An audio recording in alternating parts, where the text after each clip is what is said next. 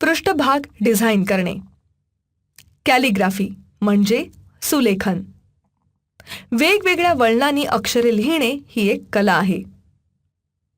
हे असे अक्षरांचे नमुने आपल्याला अवतीभवती नेमके कुठे दिसतात. एक म्हणजे आपल्या परिसरात बरीच दुकाने असतात. या दुकानांवरती नावं किंवा मोठमोठे बॅनर असतात.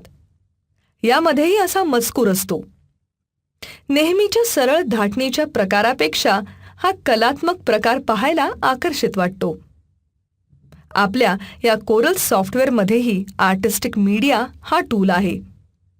या टूलमध्ये प्रीसेट, ब्रश, स्प्रे, कॅलिग्राफिक, प्रेशर असे बरेच ऑप्शन्स आपल्याला दिसतील.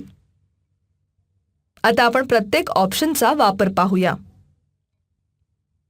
प्रीसेट या ऑप्शनमध्ये प्री डिफाईन काही वलयांकित रेषा आहेत.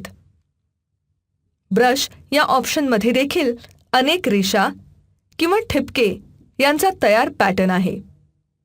आपण हा ऑप्शन निवडल्यानंतर जसजसे वर्क एरियामध्ये लाईन रेखाटू तसतसे त्याचे रेखाटन होईल.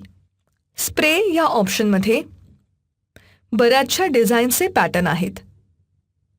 आपल्या ऑब्जेक्ट करता त्याचाही उपयोग करता येईल. यातील स्प्रे लिस्ट फाईल लिस्टमध्ये डिझाईनचे तयार नमुने आहेत.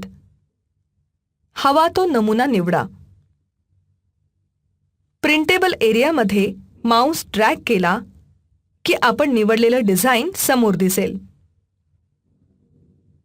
समजा आपल्याला हे डिझाईन एखाद्या भौमितिक आकारासारखं हवं असेल, म्हणजे गोल, बहुकोनी, लंबगोल इत्यादी, तर प्रथम तो भौमितिक आकार रेखाटा. आर्टिस्टिक मीडियामधील डिझाईन निवडून चॉईस ऑफ स्प्रे ऑर्डर हे ऑप्शन निवडा. पहा काय झालं ते. स्प्रेमधील डिझाईन हे त्या भौमितिक आकाराच्या शेपमध्ये रेखाटलं गेलं.